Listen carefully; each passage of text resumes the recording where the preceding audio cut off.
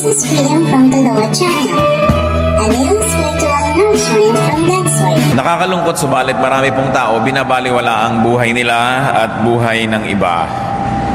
Nalilimutan ko minsan na isang buhay ay isang himala. That life is a privilege. At yan po ang ating pag-aaralan ngayon kung paano tutunghayan ang mga hindi na natin pinapansin kung minsan, paano muling pahalagahan ang mga bagay na hindi na natin nabibigyan ng puwang sa ating pag-iisip at pagpapasalamat sa Diyos. Isa pong pribilehiyo, hindi right, but it is a privilege. Hindi isang karapatan, kundi isang regalo na ipinagkakaloob ng Diyos. Life is the greatest privilege because it is the door through which a person enters eternal life. Siyempre, life muna bago magkaroon ng eternal life. Kaya napakahalaga na pinapahalagahan ang buhay.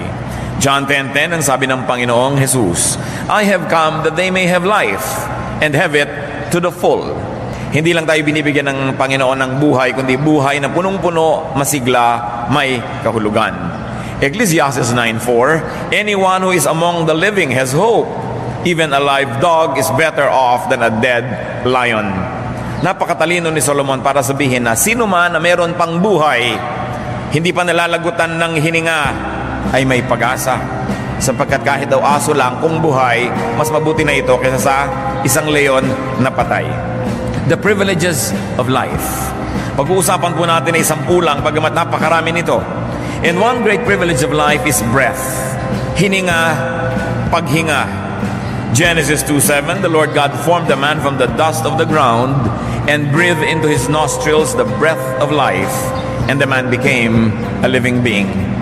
So ang hininga na pumasok sa katawan ng tao, hindi lang hininga na oxygen para sa mabuhay ang katawan, kundi Espiritu ng Diyos na nagbibigay buhay din sa kanyang Espiritu. At pag-usapan na lang natin, kahit yung physical breathing, yung paghinga lamang, breathing by itself is such a privilege. Subukan yung huminga. Subukan nga, exercise tayo, walang man nanghihinga. Now, tigil. Mag-iisip muna ako kung kailan ko kayo papahingahin. Tigil muna. Tigil, walang hihinga. Gusto nyo na? Sige, hinga na. Kita nyo, try not breathing. Try not being able to breathe. Kumisa kayo ay lumalangoy sa ilalim ng tubig. Gustong-gusto niya ng lumutang, lalo't may contest. May nakikita nyo, nasa ilalim pa ng tubig yung ka-contest nyo. Panalangin nyo, lumutang na siya para makalutang na rin kayo dahil gustong-gusto niya ng huminga. Sa x-ray procedure, pag sabing, huminga ng malalim at huwag pong gagalaw, parang kahit ilang saglit lang napakatagal at wala ka inaabangan kundi sasabihin ng technician, huminga na po. Habol-habol mong hininga sa mata lang ang iksi-iksi. Napaka-iksi ng panahon na hindi humihinga, pero kailangan. Pero mga kapatid, ilang milyong hinga ang ginagawa natin na hindi natin pinapansin. Hindi man lang natin ipinagpapasalamat, salamat humihinga ako. Kaya nakita nyo pag may naghihingalo, may na-aksidente, tinitingnan agad kung humihinga. Kasi napakalaking pag-asa basta humihinga. Humihinga ba kayo? May pag-asa. Palakpakan natin ng Diyos. Huwag kayong nawawala ng loob. Basta humihinga ang tao, dapat magpasalamat. Salamat nakakahinga. Nakikita nyo yung mga nababarahan ng leeg, nababarahan ng lalamunan, o kaya ay may plema, hindi makahinga, may sipon. Ang hirap ng buhay. Pero yung paghinga mo araw-araw, palibas at hindi mahirap, hindi napapansin. Oxygen comes in, is distributed to body parts by blood circulation, and you know that oxygen brings in and brings around what is needed by the body. Tapos, exhale ka, carbon dioxide, it goes out, and it brings what should go out. Lahat ng hindi na kailangan ng katawan na lason, dala-dala paghinga. Binibigay din ng dugo, dala-dala paglabas, dinadala sa lungs, inilalabas ng carbon dioxide. Parang syudad. Kung isang put ako ay naglalakbay at nasa mga matataas na building, ay titingnan ko yung mga kalasada, yung mga dumadaan ng mga sasakyan, may hihinto sa isang building, mayroong kukuha ng basura, may magde-deliver ng mga tubig, may magdadala ng supply sa ospital, may kukuha naman ng mga kalat ng isang lugar. Ganun ang dugo, ganun ang hininga. Nagdadala ng kailangan, naglalabas ng hindi kailangan. At alam niyo, pag ang isang syudad ay isinara, mawawala ng supply. Pagka ang syudad din, tulad ngayon ng Metro Manila, ay walang pagdala ng basura, ay mabubulok at mamamaho. But every time that you breathe, that miracle is happening. That life is being renewed, and that which is already wasted or poisonous of the body goes out. Breathing and blood circulation distributes and collects. Kaya napakahalaga yung humihinga ang tao.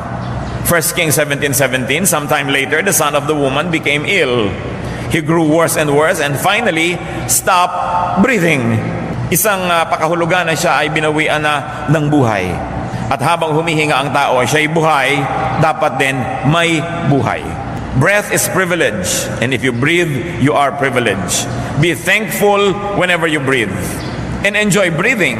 Libre yan. Isa yan sa mga pinakakailangan ng tao, pero libre. Hindi nagtataas ang presyo ng hinga. Bagamat kuminsan ay kailangan mo ng oxygen, baka yun pa. Pero gaano karaming tao nangangailangan yan at gaano kadalas. Pero libre ang hinga. Huwag kayo nagrereklamo sa buhay, ang dami-daming libreng mahalaga. Another privilege of life that we take for granted is sight, vision. Yung nakakakita ka. It is an all-important privilege to see, to behold, to enjoy even distant objects. Nakita niyo po ang himala ng mata at himala ng pagkakakita ng mata? Kahit ang layo ng ulap, nakikita niyo.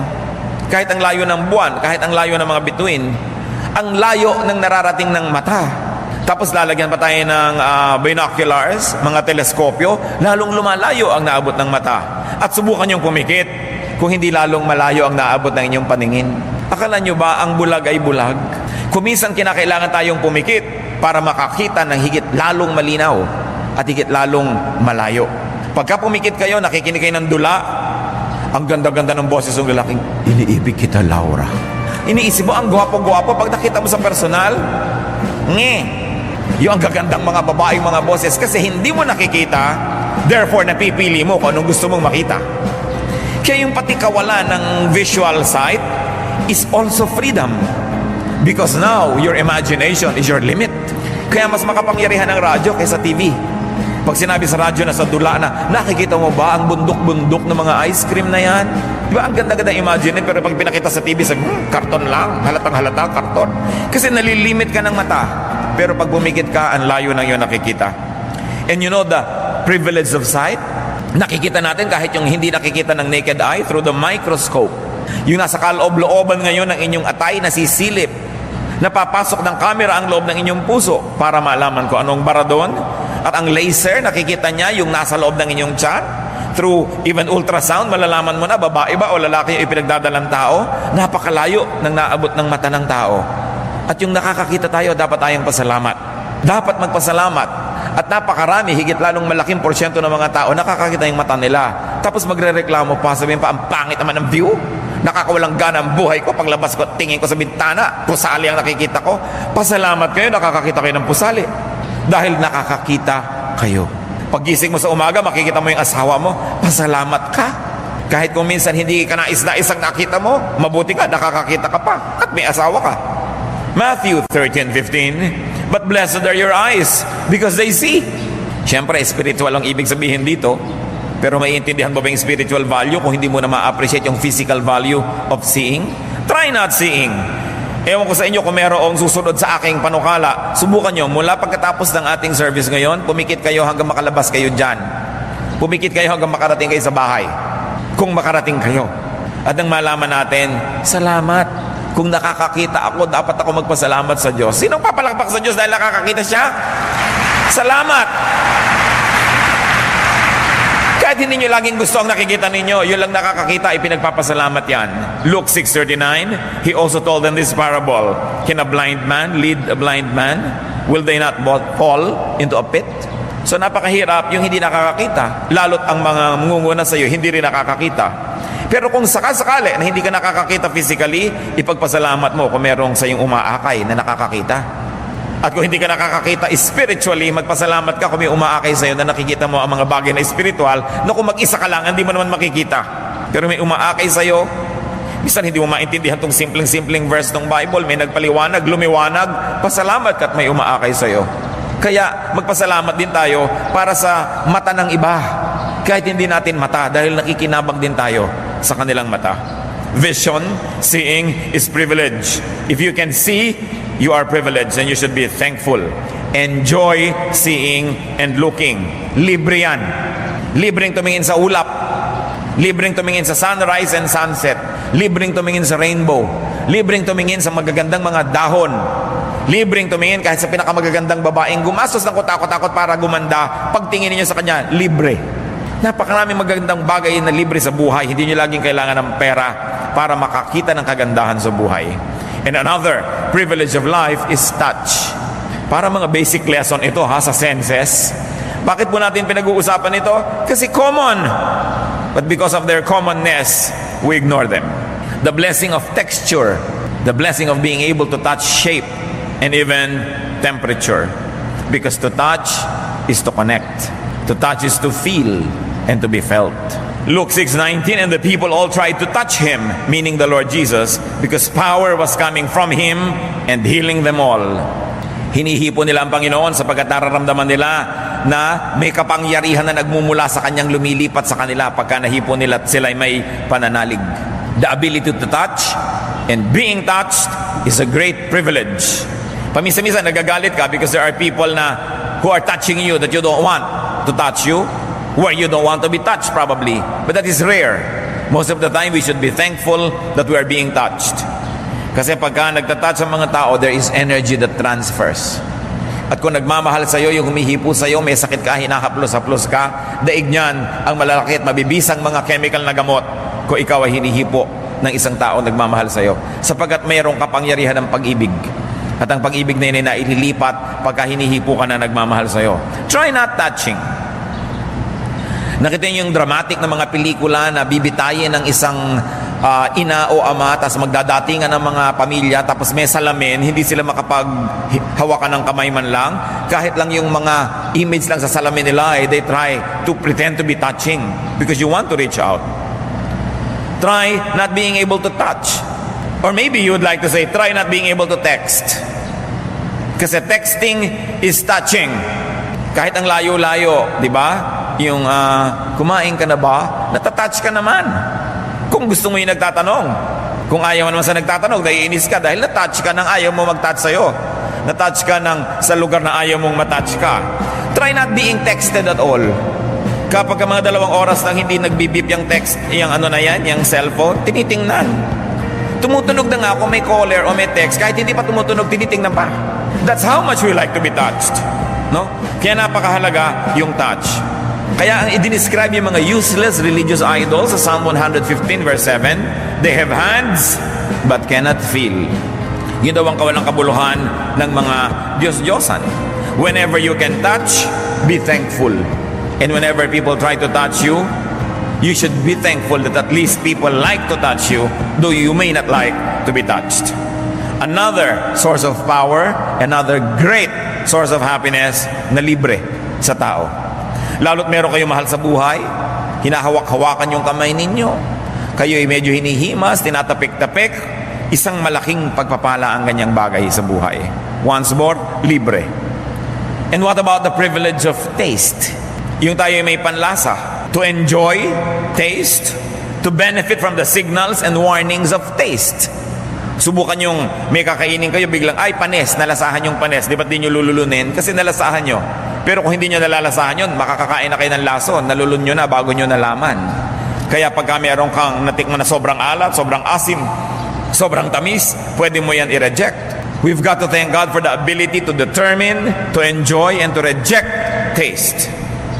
Job 12:11, does not the ear test words as the tongue tastes food? Tinitikman, inaalam, mabutit may panlasa. Alam niyo po, lalo kung ako ay magsasalita sa public places at ako kailangan ko lagi na to wet my mouth, my tongue, my throat, inaabutan ako ng tubig. Nung minsan may nag-abot sa akin, pag dapo sa bibig ko ng nilulun ko, hindi ko pa nilululon, kerosene. Mabutit hindi ko nilulun agad. No? Siguro kung may nagsindi ng posporo, pag hinga ko, bubuga ako ng apoy. Palakpakan siguro ang mga tao, himala. Pero gaas. Kaya binabantayan na ngayon kung sino nag-aabot sa akin ng tubig. Baka mamaya kung ano naman yun. Pero natitikman. At dahil natitikman mo, pwede mong ilulwa. Maraming bagay sa buhay in a spiritual way, natitikman dapat bago lulunin. Tinitingnan mo muna kung dapat at karapat-dapat. Anong ngayong blessing, mga kapatid? If you have taste as to enjoy food, as to have good appetite. Subukan nyo na hindi na tumitikim o subukan yung walang lasa ang lahat ng bagay. Yung wala kayong panlasa, walang lasa ang pagkain, walang sarap, many people get depressed. Isa po yan sa aking mga observation na yung sobrang nagda-diet na de-depress. There is something about not eating well that depresses the spirit, that depresses the soul, the emotion. Kaya yung mga matatakaw, bihira ma-depress yan. Dahil talagang masasaya sa kakakain. Mas madalas ma-depress yung mga nagda-diet, yung sobrang mga nagpapaganda. Yan ang may mga kalungkutang hindi nila maipaliwanag, pagkain lang pala. Ecclesiastes 2:24, a man can do nothing better than to eat and drink. This too, I see, is from the hand of God. Si Solomon na napakatalino, ine-equate niya yung sarap ng pagkain at sarap kumain bilang pagpapala ng Diyos. Nehemiah 8:10, Nehemiah said, "Go and enjoy choice food and sweet drinks, and send some to those who have nothing prepared. This day is sacred to our Lord." Isa po yung pista. Maraming pista sa Biblia. Gusto ng Diyos, ipinagpipista siya eh. Pero sino ba naman nagkakainan sa piyesta? Hindi naman yung Diyos, yung mga tao.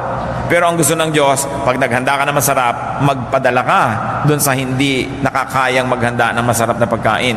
Yun ang tunay na pista. Subukan natin na wala tayong gana. Try fasting. Lalo't yung fasting is imposed on you. Sino sa inyong nakaranas na halimbawa na meron kayong blood test bukas, may fasting ngayon 12 hours. May fasting 8 hours. Yung inom ka lang ng inom pagkagabi, ngayon nagfa-fast ka, parang napakalaking bagay na makainom. Tubig! Gusto mong uminom. Yung hindi mo pinapansin, kapatid, na nagkakape ka sa umaga o umiinom ng kung ano man, pag fasting ka, indang mo, kape. Gusto mo na, kunin nyo na ang dugo ko na makapagkape na ako. Sino sa inyo nakakaramdam ng ganyan? Patingin nga, marami. May mga edad na kasi kayo. Kaya kinakailangan ng i-blood test, kailangan ng kung ano-ano mga nararamdaman. Kaya yung nagkakaedad, nagmamature, tumatalino eh. Nararamdaman mo kasi how it is to be deprived, how it is to be weak, how it is to be sick. Pero nakikita nyo, ngayon, kung hindi kayo nagfa-fast, dahil hindi naman kayo magkaka-blood test bukas, nagpapasalamat mo kayo sa Diyos ko, salamat po, nakakapagkape ako. Salamat, nakakainom ako pag nauuhaw ako sa gabi. Hindi na natin napapansin. Kaya kailangan nakakaranas tayo ng deprivation every now and then. Kaya mga Muslim, kakatapos lang ng Ramadan, fasting. Halos isang buwan. Ang katuroan nun ay para maramdaman nila ang gutom, para maging sensitive sila sa mga kamaralita at mga nagugutom. That is the spiritual meaning of it. How you apply it depends on you. But the point is, that is the purpose. Kaya rin tayo nag-aayuno. Hindi dahil mas ma-epektibo ang dasal ang nag-aayuno, para mas maging sensitive ka sa iba na nagugutom, na hindi nila choice. At pag naging sensitive ka na, nagiging mas mabuti ka, therefore your prayer becomes more powerful. Because you become more truthfully grounded. Nalalaman natin yung katotohanan ng buhay. Gaano karami sa atin yung kakain, every subo, ang sarap. Thank you, Lord. Diba? Kahit na nilagang itlog at nilagang kamatis yan at may kasamang tuyo, ang sarap. Thank you, Lord. Hindi yung reklamo ng reklamo ang inaabot sa buhay. Of course, another sense, and we will stop here. Alam ka naman, ubusin natin yung mga senses. Smell is such a great privilege. To enjoy scent and aroma. To benefit from the messages of smell. Even what we call bad smell. Kasi pag bad yung smell, may warning. Gano'ng karaming bangkay ang nadiskubre dahil umalingasaw. Gano'ng karaming mga sirangipin ang nadidiskubre mo dahil may amoy. Gano'ng karaming sakit ng tao ang nalalaman mo dahil may amoy siya. So mahalaga rin kahit amoy na hindi mabango, kung yun ay nagsasabi sa atin na mayroong isang problema na dapat lutasin. But to be informed and to be warned by smell is a privilege. Gano'ng karami sa inyo, may susunog, amoy sunog, di ba? Nasaan? Hanapin nyo ang sunog. Dahil naaamoy nyo na may nasusunog. Warning. To be stimulated and energized, healed, and soothed by aroma. Kaya ngayon umuso na uli ang aroma therapy, na nakakapagpagaling daw ang mga tamang amoy. Na nung araw, alam na alam yan ng mga ninuno natin, bagamat hindi siguro laging conscious. Kasi mga amoy ng luya, naaamoy mo na yan pag nagpapaksiw ka, pagka meron kang niluluto. Ang mga babae no, laging may nakaipit na mga sampagita o ilang-ilang sa kanilang buhok. No? Aromatherapy yan. No? Yung laging may mahalimuyak, nagtatanim ka ng mga sampagita sa iyong durongawan, sa gabi may dama de noche, naaamoy mo. Yun ang aromatherapy. Magdaling gumaling ang tao pag nakakaamoy ng mga tama, kasi ang amoy, diretso sa utak. Pagpasok sa ilong, utak agad dyan. and it already affects the brain and the blood circulation and everything. Kaya science na po yung aromatherapy, hindi lang yan luho. Talagang yung pipili ka, ano bang gusto mong lotion? Yung nakakapagpatalino, yung nakakapagpabait, yung nakakapagpakalma. Meron silang basis for that. Dahil inilagay ng Diyos sa lahat ng halaman, ang lahat ng gamot. Kaya aroma is important and the ability to smell is very important. Gaano ba naman kamahal, bumili kayo ng paso o kaya latang walang laman, lagyan nyo ng lupa at taniman nyo ng sampagita, ilagay nyo sa bintana nyo para nakakaamoy kayo ng bango. Meron kayong kaplasong lote, hindi nyo taniman ng ilang-ilang para wala kayong tigil ng kapipitas ng bulaklak na libre. Inilalagay nyo sa banyo, inilalagay nyo sa ulunan ng inyong mga kama, inilalagay nyo sa inyong mga mesa, ang bango-bango ng paligid. Song of Songs 1:3. Pleasing is the fragrance of your perfumes. Your name is like perfume poured out. No wonder the maidens love you. So ang pinag-uusapan dito ay isang lalaki na mahilig sa pabango. Ang bango-bango niya, kinahuhumalingan siya ng lahat ng kadalagahan. Sapagkat, syempre, makapangyarihan ng amoy. Lalo sa mga Pilipino. Now, the tongue can detect and appreciate only 4 basic tastes. Ang nalalasahan lang na talaga na ganap ng dila alat, pait, tamis, at asim. But the sense of smell gives flavor and nuance to the taste. Yun ang nagde-define gaano kaalat, gaano kaasim. Iba ang asim ng sinigang sa mangga at iba ang asim ng sinigang sa sampalok, ng sinigang sa kamyas, iba-iba. Nuance of taste. Tumutulong na doon yung pangamoy. Try not being able to smell. Kaya naman, ang description na naman ng Psalm 115 verse 6 sa mga Diyos-Diyosan, they have noses, but they cannot smell. Ibig sabihin, walang buhay. Yung may naamoy kayong saksakan ng baho, magrereklamo kayo, yung salamat, buhay ako. Hindi ako katulad nung idol ng Psalm 115 verse 6, may ilong pero hindi nakakaamoy. Hindi dapat ipagreklamo. Mabahala kayo kung may ang baho-baho, hindi nyo naamoy. Ibig sabihin, baka hindi na kayo buhay nun. Be thankful when you can smell. And be very especially thankful when you can smell something pleasant.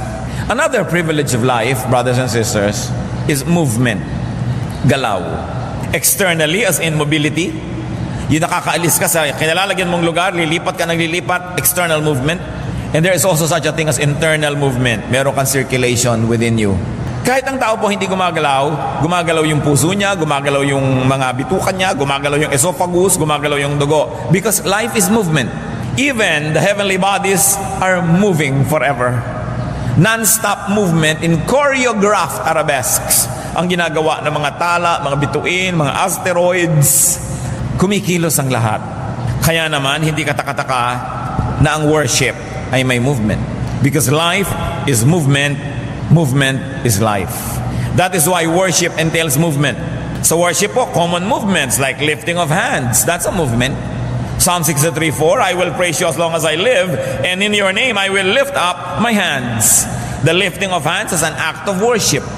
Meron pang waving yung kakaway-kaway sa Bible sa Exodus 29:23-24. Put all of this, meaning the loaf, cake made with oil, and the wafer, in the hands of Aaron and his sons, and wave them before the Lord as a wave offering. So yung offering, gusto pa ni Lord na nakikitang iwinawagaw-wagayway. At bakit tayo may mga banners? This is a dramatization of movement. Mas lumalaki. Kasi kung yung kamay mo, ginanon mo lang, gumalaw. Pero kung may hawak ang banner, ang laki-laki, kitang-kita talaga yung movement. It is to dramatize. No? To exaggerate a movement so that it may be even more appreciated. In worship, there are various postures. May nagaganito ng kamay, may nagtataas ng kamay, may lumuluhod, may yumuyuko. All of that, as acts of worship, are sacred movements. That's why the ultimate movement of worship is dance. Psalm 149 verse 3, let them praise His name with dancing and make music to Him with tambourine and harp. So, dance is to movement as music is to sound. Yung sound lang yun. Walang arrangement, walang ayos, may sound, maganda. Pero inayos mo, nagiging music. May harmony, may balance, may symmetry. Yung movement, maganda. Pero inayos mo, naging dance. May kahulugan ng mga movements. May symbolism. A very high form of art. And definitely a very spiritual way to worship God, who is God of movement. 2 Samuel 6:14, David danced before the Lord with all his might. Ang lahat na lahat ay binigay na niya todo sa pagsayaw sa Panginoon. At ang asawa niyang high class na bakyaan, na baduyan sa ginawa niya, nilait-lait niya ang pagsayaw ni David. At sinabi sa Bible, naging baog ang babaeng ito. She became barren and childless all her life. And that was said right after she berated the dancing of David before the Lord. So huwag kayong nanglalait ng mga worshipful movement ng kapwa. No? Huwag nating mamaliitin o pagtatawanan. Kung gano'n na expression niya ng pag-worship, hayaan siya. Kung ayaw nyo, di huwag nyo gawin. Pero huwag nyo pigilin ng iba kung gano'n ang kanilang nadarama. It's a very high form of movement. And an even higher form of movement is imagination. The movement of thought. Mental creativity is movement.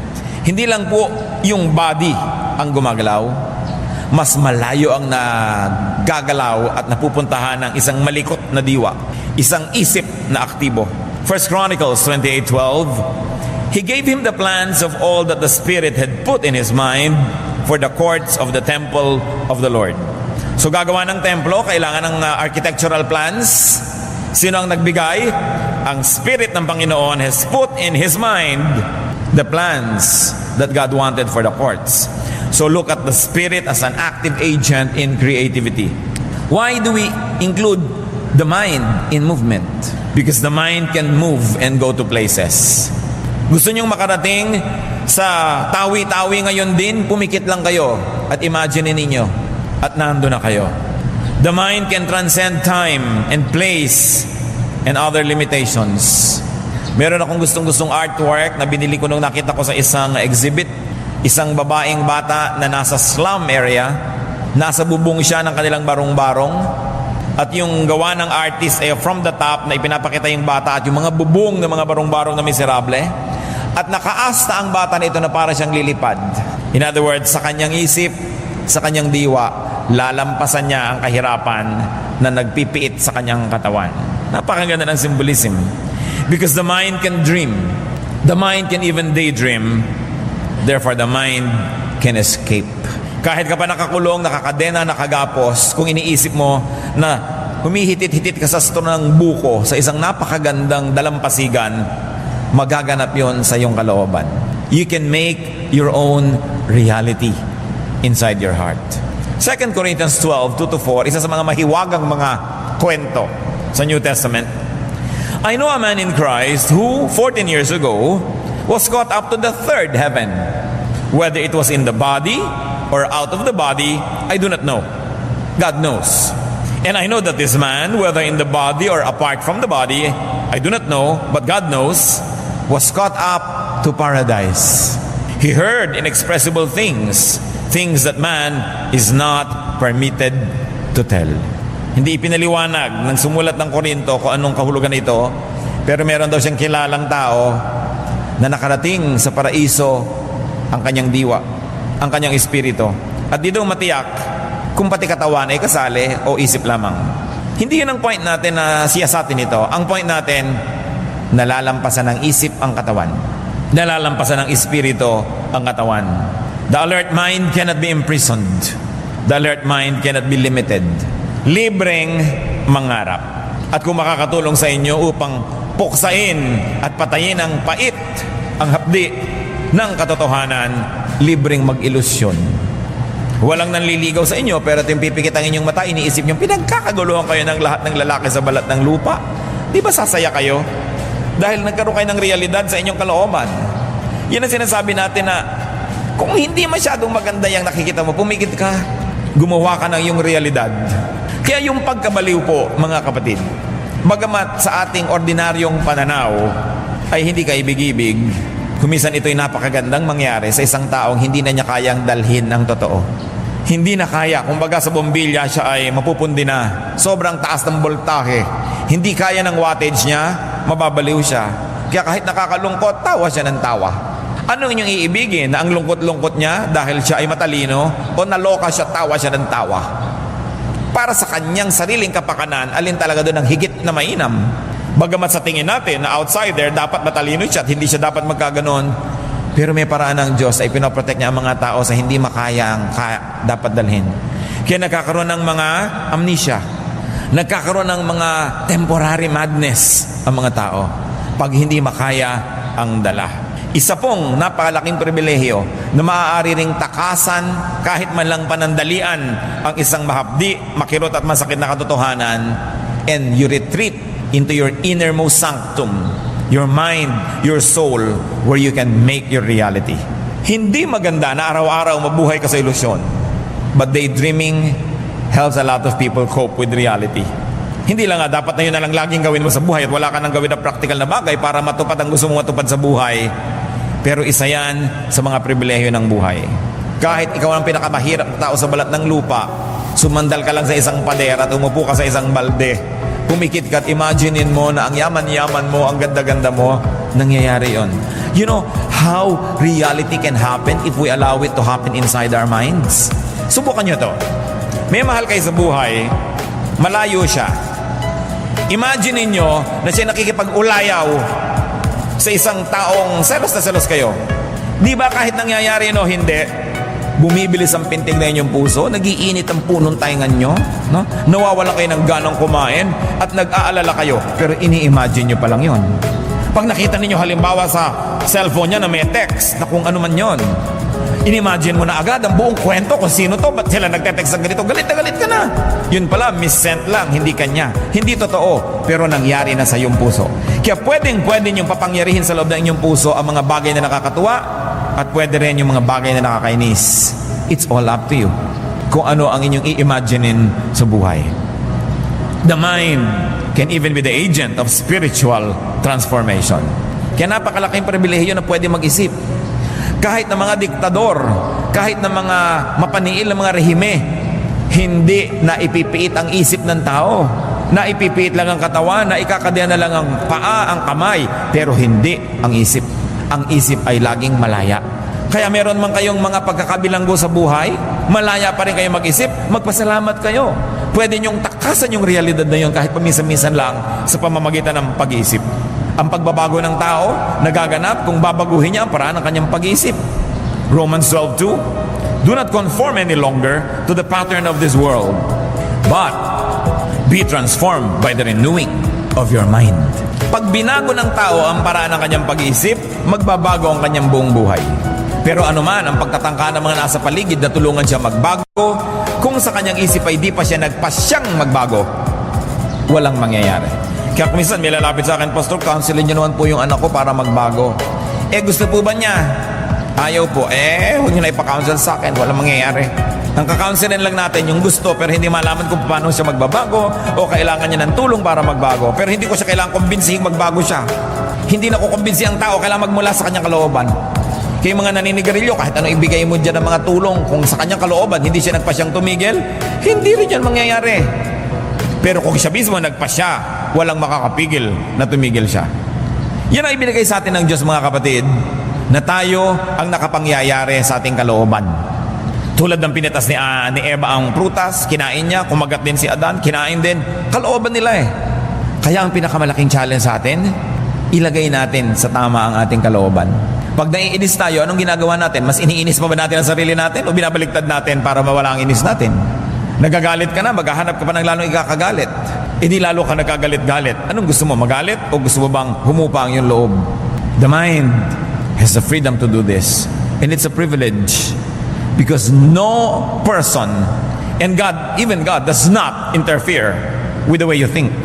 Kaya po sabi ng Diyos ko, baguhin niyo po ang pag-iisip ng ganong kapwa. Hindi ginagawa yun ng Diyos, sayang yung panalangin. Kasi ibinigay ng Diyos ang kalooban sa tao. Ang tao ang namimili kung anong kanyang iisipin. Pwede lang ang Diyos at pwede tayong tumulong para yung tao mahimasmasan, makakita ng katwiran, pero hindi binabago ng Diyos ang utak ng tao. Alam niyo kung bakit? Kasi kung binabago niya, edi kasalanan niya lahat ang hindi nagbago. Dahil ba't di niya binago? Hindi niya binabago ang tao. Ang tao ang magpapasyang magbabago. So it's a privilege that our minds can move. It's a privilege that we should always appreciate. Isa pa pong problema ng buhay is humor and laughter. Yung may sense of humor ka, galing na privilege yan. Kung ang napangasawa ninyo ay mahirap pa sa daga, pero may sense of humor, ang totoo mayaman kayo nun. Yung napapatawa kayo, kahit pinag-aagawan niyo ang ulo ng sapsap, napapatawa kayo. Feel rich because you are. Laughter celebrates happiness. Laughter can balance sadness, and laughter can anesthetize from pain. At ito po ay sinusuportahan na ng maraming mga pag-aaral na scientifico na yung pagtawa, yung sense of humor, nakakapagpagaling ng sakit.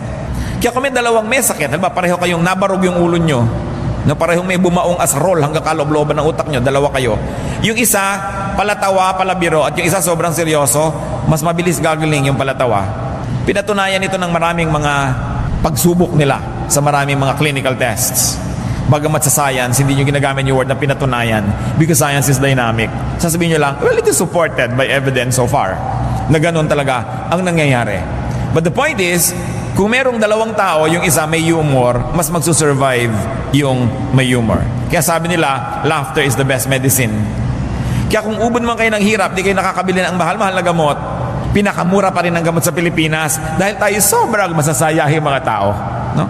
Kahit ano na lang, ikinatutuwa, tawanan, may nagkuku, may mga lobo, may mga nagtitinda, may stage show. Ang saya-saya ng bayan na ito. So mura ang gamot dito. Yung gamot na likas sa tao. Pero mabuti rin kung mapamura siyempre yung mga chemical na gamot na binibili natin. Psalm 126 verse 2, our mouths were filled with laughter, our tongues with songs of joy. Then it was said among the nations, the Lord has done great things for them. So nakakakanta daw ang mga Israelites, nakakaawit at sinasabi ng ibang bayan, aba, pinagpapala sila ng Diyos. Ito siguro ang isa sa mga ibig sabihin ng mga gumagawa ng mga awit na ang Pilipinas ay pinagpala ng Diyos. Kasi kung tingnan mo naman, sabi, nasaan? No? Ang dami-daming gulo, ang dami-daming kahirapan. Pero yung ating capacity to be happy, our humor, pagpapalaya ng Diyos. Ecclesiastes 3:4 says, there's a time to laugh and a time to dance. And compared with many cultures around the world, mas marami dito sa Pilipinas, time to laugh and to dance. Hindi na naubos ang festival dito. May festival ng lechon, may festival ng langka, may festival ng butong pakwan, may festival ng mga maskara, may festival ng mga bakya at salakot. Basta kahit ano na lang na rason, magka-excuse lang mag-festival ng mga Pilipino. Hindi na ubusan ng party. Masaya ang buhay. Imagine a humorless life and imagine a humorless personality. Job 9:27, I will forget my complaint. I will change my expression and smile. It's a decision. You may not do that, but will you solve your problem if you frowned? Sa palagay niyo po ba, lalapit sa inyong biyaya kung nakasimangot kayo?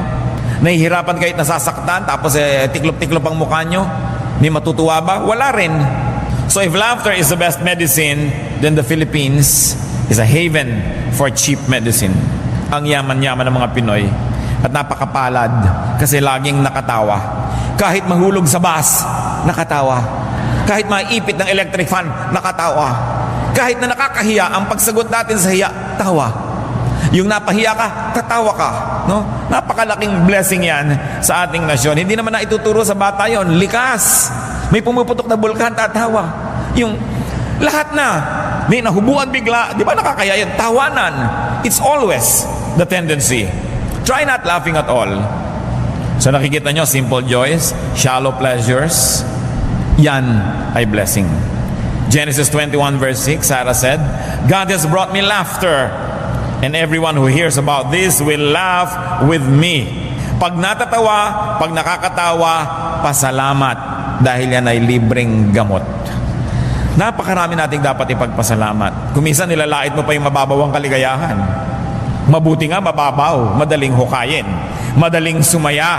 Sapagkat ang happiness naman isa sa mga goals of life. Kung masaya na siya kahit hindi siya nakapasa sa board, bakit mo siya aagawan ng kanyang kaligayahan? Sa natutuwa siya.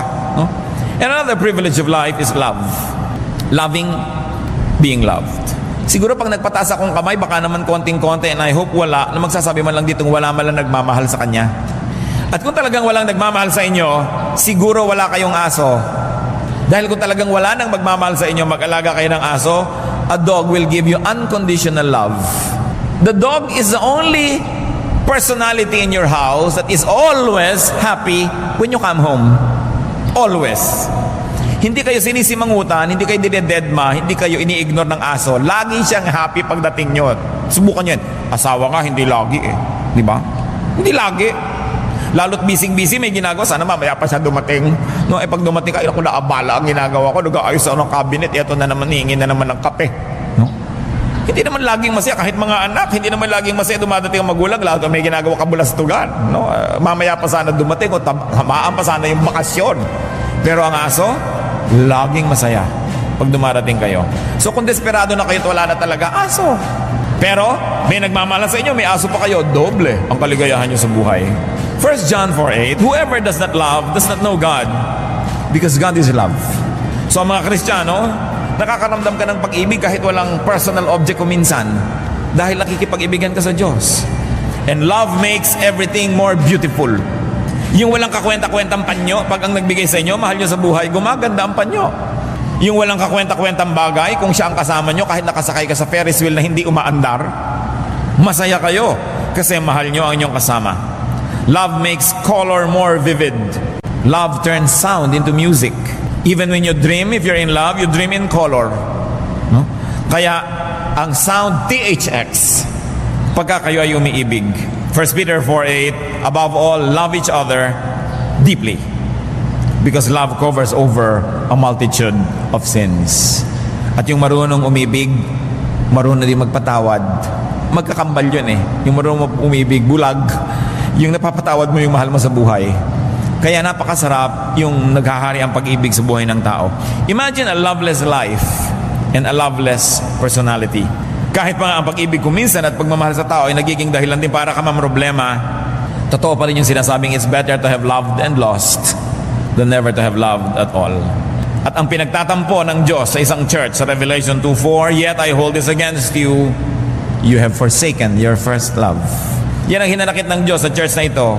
Hindi mo na ako kamahal ngayon tulad ng dati. Dati hot na hot ka sa pag-ibig sa akin, ngayon nanlamig ka.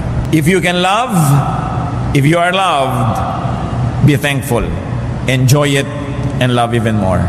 Another privilege of life is rest. Respite, break, pahinga. Rest not only draws one away from toil, but also re-energizes for life. Rest gives perspective, clarity, and wisdom. Yung nagpapahinga matapos mapagod, I don't mean yung laging nagpapahinga kahit hindi pagod. Yung nagpapahinga matapos mapagod, mas lumalalim ang pagkatao, mas lumilinaw ang pananaw sa buhay, mas tumatalino. Sapagkat sa pagpapahinga natin na po proseso ang mga bagay-bagay, doon na pagdudugtong-dugtong ang mukhang di magkakadugtong ng mga katotohanan. Sa papamahinga, you receive clarity of vision. Kaya maraming enlightenment nangyayari sa pagpapahinga. Kaya mahalaga po yung pahinga. Hebrews 4:4, and on the seventh day, God rested from all His work. Psalm 116 verse 7, be at rest once more, O my soul, for the Lord has been good to you. At bakit po napakarami mga tao ang naakit na sumunod kay Jesus? Sapagkat ang kanyang iniaalok ay kapahingahan. Matthew 11:28, come to me, all you who are weary and burdened, and I will give you rest. Ang inaalok ni Jesus, rest, hindi salvation lagi. Kaya kung meron kayong gustong dalhin sa Panginoon, gusto nyo tatalokin nyo, gusto nyo po bang maligtas? Siguradong sa pagtatalo, uuwian yung usapan. Kasi bakit? Nasa panganib ba ako? Hindi ba ako ligtas? Ano ba ang ibig sabihin ng kaligtasan? Magkakagulo. Ang dapat yung ialok, yung inialok ni Jesus, gusto nyo ba ng kapahingahan? At sino ang tatanggi sa kapahingahan? Mga pusong pagod, mga taong pagod, naguguluhan, mga litong-lito, hirap na hirap. Sabi mo, gusto nyo po bang mapahinga ang inyong espiritu? Sino tatanggi? Yan ang alok ni Jesus. Come to me all of you who are tired and weary, I'll give you rest. Sapagkat hindi siya nang uusig, hindi siya nang huhusga, napapanatag ka kahit marami kang atraso sa langit. Kaya naglapitan sa kanyang mga makasalanan, tinawag siyang friend of sinners. Pero kasi judgmental, stricto, mahigpit, maglalapitan ba yun? Hindi siya matatawag na friend of sinners. Pahinga kasi ang ibinigay niya. At alam niyo mga kapatid, yung pagtanggap natin sa ating kapwa, anuman sila, ay pagbibigay sa kanila yun ng pahinga. At tayo man, in whose company are you most at ease and rested? Di ba dun sa lubos na nakakakilala at tumatanggap sa inyo kung sino man kayo? Yung hindi nyo kailangan magbalat kayo, hindi nyo kailangan magkunwari, dahil tinatanggap niya kayo. At ganoon ang walang patakarang pagtanggap sa atin ng Panginoong Jesus. Kaya nag-aalok siya ng pahinga. Ngayon, pahingang espiritual yan, pahingang emosyonal. Pinag-uusapan din natin yung pahingang physical. Kahit gaano kayo kahirap, nagpapahinga ang tao. Nagkakaiba-iba lang kung sa humihiga, sa sumasandal, anong nadidinig mo habang nagpapahinga ka, pero nagpapahinga ang lahat. Sa katunayan, yung masirap sa buhay, mas masarap ang pahinga. Talagang halos ugain mo na, hindi pa magising. Dahil ang lalim-lalim ng pahinga. So, no matter how tired you get, you are destined to rest because you are designed by God to rest because He too rested. So, kung nakakapagpahinga kayo, kahit ang inuupuan yung silya ay hindi maganda, kahit ang kama nyo ay hindi first class, pasalamat sa Diyos. One of the great joys of life na libre ang magpahinga. Hindi pwedeng sobrang pagod mo, hindi ka natuloy makatulog. Lalo kang makakatulog. At isa pa pong pribilehiyo, sa dinami-rami, ito na ang huli natin pag-usapan ngayon. Prayer is a privilege. Prayer detoxifies the spirit, the emotion, and the body. Usong-uso na ngayon yung mga magde-detox ka. Detox ka dito, detox ka doon, detox ng skin, detox ng hair. Pati hair kasi ngayon ay stress na daw. No? So, detox ng iyong talampakan, detox ng iyong kuko, lahat. Pero may detox ang spirit. Prayer. It detoxifies. It lets poison out. Because prayer connects the person to the power, to God. Prayer becomes a channel of strength and power, a channel of revelation and healing and blessing from God. And also, prayer enables a person to transcend his or her circumstance. 1 Thessalonians 5:17-18, pray continually, give thanks in all circumstances, for this is God's will for you in Christ Jesus. And what's important? Everyone can pray. Bulag ka man, pipi, paralyzed, you can pray. Everyone can pray anytime and anywhere. And everyone can pray for anything. Philippians 4:6, do not be anxious about anything, but in everything by prayer and petition, with thanksgiving, present your requests to God. Yan ang sinasabi ng Philippians 4:6. And what's important is that God hears and answers prayer. Prayer man ang mga righteous people, prayer man ang mga hindi niya anak, dinidinig pa rin ng Diyos. Matthew 5:45, He causes His sun to rise on the evil and the good, and He sends rain on the righteous and the unrighteous. Nakakapanalangin din. Maging yung mga malayo sa Diyos, lalo't iniibig nila na lumapit. Prayer is a speech. It's a great privilege because you can talk to God. And prayer is also hearing God's will, therefore another privilege. Pag pinagsama-sama natin mga pinag-usapan natin ngayon, the conclusion is inevitable. Life is a privilege. And everybody can be privileged. Bakit po natin pinag-usapan yung privilege of breath, sight, touch, taste, smell, movement, imagination, humor, love, rest, and prayer? Because everybody can have it. Yan ang hindi kailangan na mayroong racial discrimination. Hindi kailangan at issue on gender. Hindi pinag-uusapan kung mayaman o mahirap ka. Hindi pinag-uusapan kung ano kalagayan mo sa buhay. You can have it. At kung paminsan-minsan, mayroong mangilan-ngilan na may mga isa o dalawa sa mga pinag-usapan natin pribilehiyo, wala sa kanilang buhay. Halimbawa, hindi sila nakakakita, pero nakakarinig. Halimbawa, hindi nakakarinig, pero nakakaamoy. Halimbawa, meron silang paralysis, hindi masyado nakakagalaw, pero nakakagalaw ang isip, at nakakaamoy, at nakakapagsalita. Hindi naman nangyayaring lahat ito'y wala sa isang tao. Bihirang-bihira. Kadalasan, lahat ng ito ay nasa isang tao. So, ba't natin pinag-uusapan ito, mga kapatid? We should learn to be contented and happy. Philippians 4:11-12. I have learned to be content whatever the circumstances. I know what it is to be in need, and I know what it is to have plenty. I have learned the secret of being content in any and every situation, whether well-fed or hungry, whether living in plenty or in want. Natutunan na daw niya na ipagpasalamat ang anumang kalagayan. So count your blessings. Count your privileges, brothers and sisters. At higit pa sa pinag-usapan natin ngayon, marami pang ibang pribilehiyo na dumarating sa ating buhay na hindi natin kayang bilangin. Ang pinag-usapan lang natin yung basic na lahat ng tao under normal circumstances ay meron. Meron mang isang nawala o dalawa, may natitirang iba and that is able to compensate for what is not there. 2 Peter 1:3, His divine power has given us everything we need for life and godliness.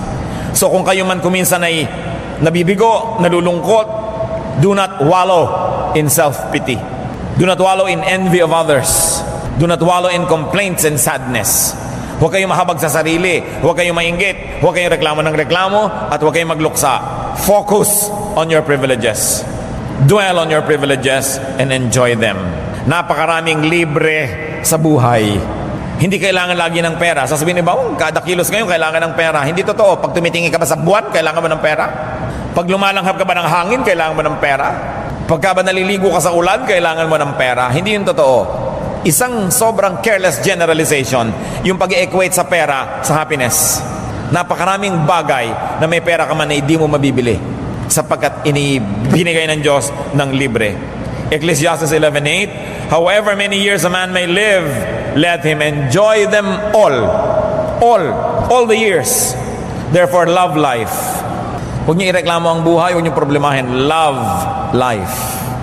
Love your breath, love your sight, love your vision, love your ability to move.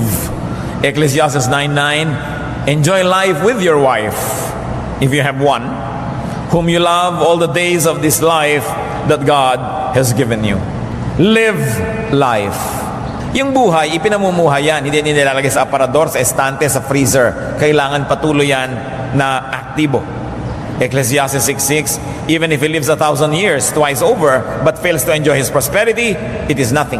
Kailangan ang buhay ipinapamuhay. Nagluluksa tayo mga kapatid, yes, pero may hangganan ng pagluluksa. Kaya kahit sa ating mga kaugalian, 1 taon lang yan at most, kaya may laglag luksa, may babang luksa. Hindi ka pwede magluksa forever. Kung meron kayong minamahal sa buhay, na binawian ng buhay, ipagluksa ninyo kung kailangan, but you must go on with life. Hindi pwedeng patayin nyo na rin na inyong sarili dahil meron kayong mahal na namatay. Sapagkat marami pang nag-iintay na inyong pagmamahal at marami pang magmamahal sa inyo kung muling bubuksan ang puso. Mahawi man ang ulap. Mangyayari ang mga bagay na yan. Yung mga hanggang sa dulo ng walang hanggan. Pag sa makabilang buhay na lang uli kayo, makipag-fellowship sa makabilang buhay na. Pero nandito pa kayo, ibig sabihin, gusto ng Diyos mabuhay pa kayo dito. Hindi ko minamaliit ang lungkot natin kuminsan na meron tayong mga mahal sa buhay na umuuna na pero ipagluksa ng may hangganan sapagkat ang buhay ay dapat ipamuhay. Life must be lived because it is a gift of God. It must never be spent in mourning forever. Meron tayong Diyos at dapat nating maalala yon. Pwede tayong mabuhay kahit may kulang. Tulad ng binanggit natin, hindi naman lahat kasi nakakakita, meron hindi sighted, bulag. Pero tuloy ang buhay. May mga pulubi nga, pag binigyan mo pa ng pera, tinitignan pa kung malaki o maliit. Nalalaman pa. At ang tatalas ng tainga, yung hindi nakikita ng mata nila, nakocompensate ng pandinig. Ang tatalas sa mga pakiramdam. Iyabag mo lang, kilala niya kung sino dumarating. May compensation yan. Hindi ka man nakakarinig, meron ka namang mata. Hindi ka man nakakapagsalita at ikaw ay pipe, nakakapagsulat ka naman, nakakakilos ka, you can communicate. Bagamat hindi naman siguro natin gusto maging ganon, pero kung ganon na ang nangyari, alam nga naman buong buhay ka na lang magreklamo, magmukmuk at tanggalan mo ng kaligayahan ng iyong buhay. Kailangan ka mag-adjust because life must be lived. Learn from the starfish. Alam niya na pag-aaralan natin sa grade 4 biography kung hindi kayo absent nun. At saka sa second year high school biology na naman. Ano yon? Yung starfish, di ba 5 ang kamay niyan para siyang parol? Subukan mong hawakan yung isa o kaya kulungin mo siya o kinagat ng kung sino yung isa. Ang gagawin niya, tatanggalin niya yung kamay na yon at lalangoy na siya palayo. 4 na lang ang kanyang kamay kesa naman malulun siya ng buo. Mamaya may tutubo na naman siya isang kamay. At kung wala man tumubo, di ba masarap mabuhay na 4 ang kamay kesa nalulung ka buo? So kung tayo may nagiging starfish, live and learn from the starfish. Kahit kulang, pwedeng mabuhay ang tao. Bihira naman tao yung kompleto Halos lahat may kulang. Nagmumukha lang silang kompleto kasi tinitingnan natin sa kanila yung wala tayo. Nagmumukha tayong kulang kasi yung wala sa atin ang lagi na lang nating iginuungot-ungot. Hindi natin tinitingnan kung ano yung mayroon tayo. The starfish lets one arm go in order to avoid a permanent entrapment. We can also do that. Do not be entrapped. Do not be imprisoned. Do not be held a prisoner because you want to keep all of your arms. Sometimes you have to let go so you can be free. Swim away from harm and from sorrow and get on with life. Learn from the three-legged goat.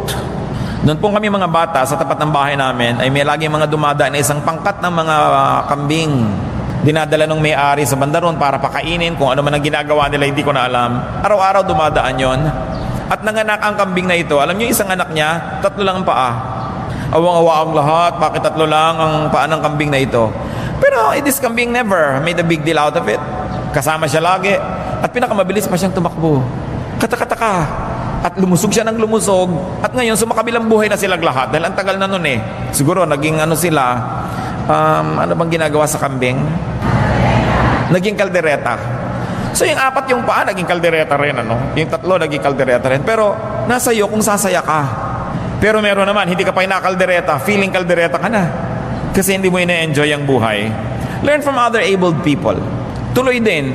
Alam nyo, mga galawgaw na mga tao, mga kilala ko, kung saan-saan nagpupunta, mga bulag. Kung saan-saan nakararating, nandito ka rin. Paano ka nakarating dito? Sabi mo lang, kayo lang makakarating dito? Kung saan-saan nagpupunta. Meron ako nakilala nung araw when I was in college, na isang European person na bulag. Akalain nyo ba naman isang araw nagkakagulo sa kapitbahayan namin dahil hinahanap ako? Nakarating doon, hinahanap ako. Itong bulag, Frances pa. Pero kahit 2 yung mata mo, kung tamad ka, hindi ka na makakaalis sa kinakalagyan mo, tutubuan kang lumot dyan. So, if there's a will, there's a way. And there is God who makes a way. Huwag kayong papayag to be disabled. You can only be other-abled. You may miss this body part, this sense or faculty, this station in life, or this item, yet live to the fullest, in the fullest possible way, because our God gives us life. And life is a gift.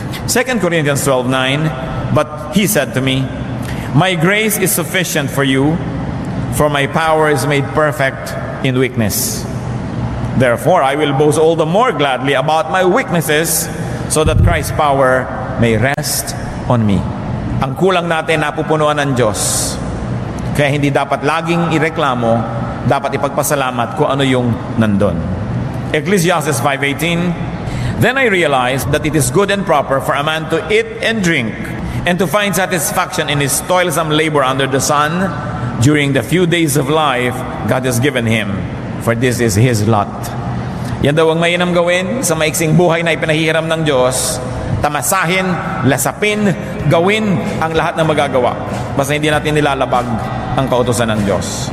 At napakarami pang ibang privileges na hindi natin pinag-usapan ngayon. Life is a privilege. Do not ignore it. Do not trivialize it. And do not problematize it. Live it thankfully, gratefully. At kung may kulang sa inyong buhay, mag-alas starfish. At least kahit kayo fish, star naman. Salamat po o Diyos dahil kayo po'y mabait sa amin. Salamat dahil kahit imperfect ang buhay, may buhay. And we can always make the most out of it. Sa pagtunghay niyo sa aming kalooban ngayon, Panginoon, kayo nakakakita kung sino sa amin ang lubos na mapagpasalamat sa aming kalagayan, sino ang may reklamo, sino ang malungkot, sino ang nawawala ng pag-asa. Turo niyo sa amin, Panginoon, na humihinga lang kami, pasalamat na. Nakakakita kami, nakakaramdam, pasalamat pa. Napakaraming dapat ipagpasalamat. Punuin mo ang aming puso ng pagtanaw sa iyo ng utang na loob, Diyos. Punuin mo kami ng kagalakan at lagi naming ipagdiwang kung ano ang mayroon kami. At ipagpasalamat yung wala kami na nasa kapwa namin na imi-minister din naman sa amin. Turuan mo kami huwag mainggit, huwag manibugho, kundi lasapin yung itinakda ninyo para sa amin. Gawin ang ipinagagawa ninyo sa amin. Magbulay-bulay tayo mga kapatid sa ilang saglit ng katahimikan. Pinakamabuting sagot sa ganitong mga hamon ay pag-iisip, pagbubulay-bulay, at hingin na pa natin sa Diyos yung mga praktikal na mga dapat natin gawin as reaction to this wonderful reality that life is a privilege. Life is a privilege. Life is a privilege. Life is a privilege. Life is a privilege. Life is a privilege. Life is a privilege.